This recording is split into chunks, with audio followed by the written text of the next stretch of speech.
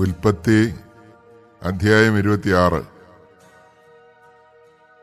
അബ്രാഹത്തിന്റെ കാലത്തുണ്ടായതിനു പുറമെ മറ്റൊരു ക്ഷാമം കൂടി ആ നാട്ടിലുണ്ടായി.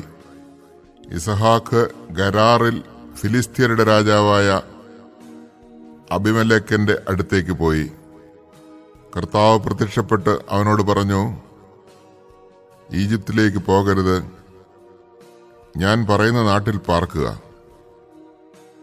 ഈ നാട്ടിൽ തന്നെ കഴിഞ്ഞുകൂടുക, ഞാൻ നിന്റെ കൂടെ ഉണ്ടായിരിക്കും, നിന്നെ ഞാൻ അനുഗ്രഹിക്കുകയും ചെയ്യും, നിനക്കും നിന്റെ പിൻതലമുറക്കാർക്കും ഈ പ്രദേശമെല്ലാം ഞാൻ തരും, നിന്റെ പിതാവായ അബ്രാഹത്തോട് ചെയ്ത വാഗ്ദാനം ഞാൻ നിറവേറ്റും, ആകാശത്തിലെ നക്ഷത്രങ്ങൾ പോലെ നിന്റെ സന്തതികളെ ഞാൻ വർദ്ധിപ്പിക്കും, ഈ ദേശമെല്ലാം അവർക്ക് ഞാൻ നൽകും, നിന്റെ സന്തതികളിലൂടെ ഭൂമിയിലെ ജനതകളെല്ലാം അനുഗ്രഹിക്കപ്പെടും.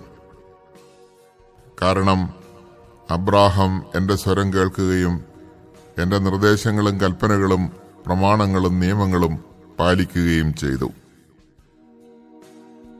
ഇസഹാക്ക് ഗരാറിൽ തന്നെ താമസിച്ചു.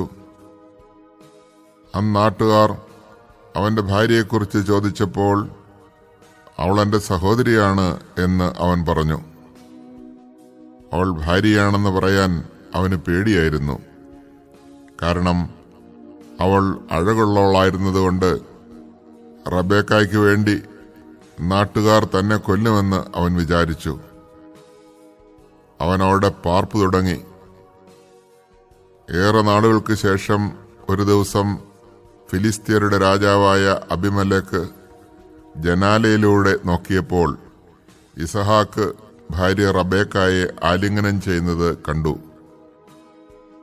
അബിമേലെക്ക് ഇസഹാക്കിനെ വിളിച്ചു ചോദിച്ചു, അവൾ നിന്റെ ഭാര്യയാണല്ലോ, പിന്നെ എന്താണ് സഹോദരിയാണ് എന്ന് പറഞ്ഞത്? അവൻ മറുപടി പറഞ്ഞു, അവൾ മൂലം മരിക്കേണ്ടി വന്നെങ്കിലോ എന്നോർത്താണ് ഞാൻ അങ്ങനെ പറഞ്ഞത്.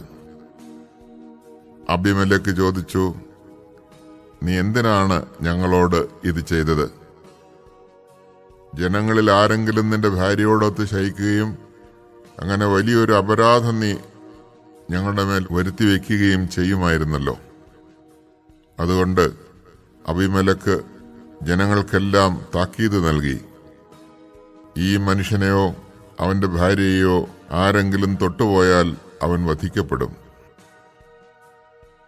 ഇസഹാക്ക് ആ നാട്ടിൽ കൃഷി ഇറക്കുകയും അക്കൊല്ലം തന്നെ 100 മേനി വിളവെടുക്കുകയും ചെയ്തു. കർത്താവ് അവനെ അനുഗ്രഹിച്ചു. അവൻ അഭിവൃദ്ധിപ്പെട്ടുകൊണ്ടേയിരുന്നു. ക്രമേണ അവൻ വലിയ സമ്പന്നനാവുകയും ചെയ്തു. അവന് ധാരാളം ആടുമാടുകളും പരിചാരകരും ഉണ്ടായിരുന്നു. അതുകൊണ്ട് ഫിലിസ്ത്യർക്ക് അവനോട് അസൂയ തോന്നി. അവന്റെ പിതാവായ അബ്രാഹത്തിന്റെ വേലക്കാർ കുഴിച്ച കിണറുകളെല്ലാം ഫിലിസ്ത്യർ മണ്ണിട്ട് മൂടി. അബിമേലെക്ക് ഇസഹാക്കിനോട് പറഞ്ഞു, ഞങ്ങളെ വിട്ടു പോവുക, നീ ഞങ്ങളെക്കാൾ കൂടുതൽ ശക്തനായിരിക്കുന്നു. ഇസഹാക്ക് അവിടെ നിന്ന് പുറപ്പെട്ട് ഗരാറിന്റെ താഴ്വരയിൽ കൂടാരമടിച്ചു.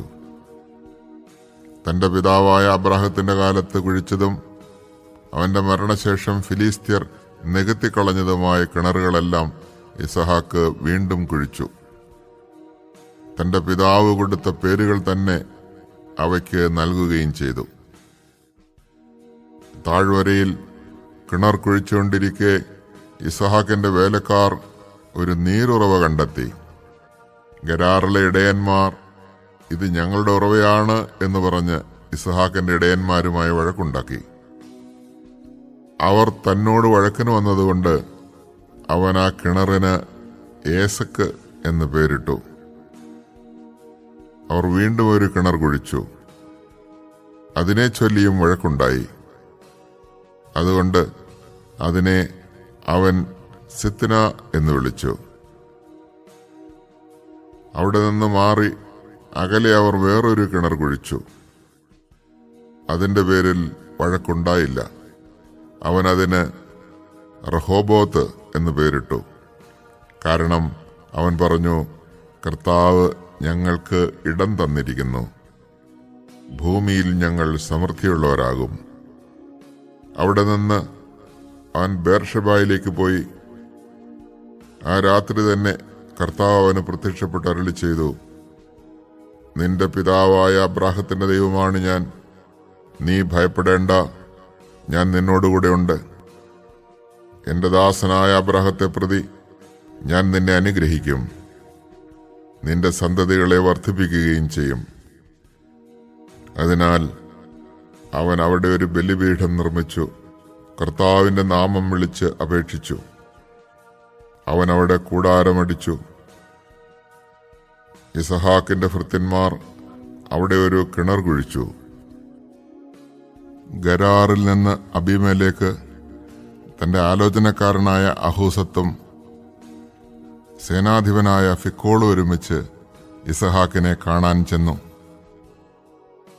അവൻ അവരോട് ചോദിച്ചു, എന്നെ വെറുക്കുകയും നിങ്ങളുടെ നാട്ടിൽ നിന്ന് പുറത്താക്കുകയും ചെയ്ത നിങ്ങൾ എന്തിന് എന്റെ അടുക്കലേക്ക് വന്നു? അവർ പറഞ്ഞു, കർത്താവ് നിന്നോടുകൂടെ ഉണ്ടെന്ന് ഞങ്ങൾക്ക് വ്യക്തമായിരിക്കുന്നു. അതുകൊണ്ട് നാം തമ്മിൽ സത്യം ചെയ്ത് ഒരു ഉടമ്പടി ഉണ്ടാക്കുക നല്ലതെന്ന് ഞങ്ങൾക്ക് തോന്നി. ഞങ്ങൾ നിന്നെ ഉപദ്രവിക്കാതിരിക്കുകയും നിനക്ക് നന്മ മാത്രം ചെയ്യുകയും സമാധാനത്തിൽ നിന്നെ പറഞ്ഞയക്കുകയും ചെയ്തതുപോലെ നീ ഞങ്ങളെ ഉപദ്രവിക്കാതിരിക്കണം. നീ ഇപ്പോൾ കർത്താവിനാൽ അനുഗ്രഹീതനാണ്. അവൻ അവർക്കൊരു വിരുന്നൊരുക്കി. അവർ തിന്നുകയും കുടിക്കുകയും ചെയ്തു. രാവിലെ അവർ എഴുന്നേറ്റ് അന്യോന്യം സത്യം ചെയ്തു. ഇസഹാക്ക് അവരെ യാത്രയാക്കി. അവർ സമാധാനത്തോടെ അവനെ വിട്ടുപോയി. അന്ന് തന്നെ ഇസഹാക്കിന്റെ വേലക്കാർ വന്ന് തങ്ങൾ കുഴിച്ചുകൊണ്ടിരിക്കുന്ന കിണറ്റിൽ വെള്ളം കണ്ടെന്ന് അവനെ അറിയിച്ചു.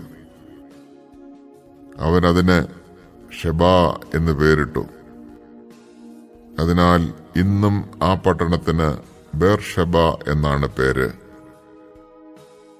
40 വയസ്സായപ്പോൾ ഏസാവ് ഹിത്യനായ ബേരിയുടെ പുത്രി യൂദിത്തിനെയും ഹിത്യനായ ഏലോണിന്റെ പുത്രി ബാസ്മത്തിനെയും വിവാഹം ചെയ്തു. അവർ ഇസഹാക്കിന്റെയും റബേക്കായുടെയും ജീവിതം ദുഃഖപൂർണമാക്കി.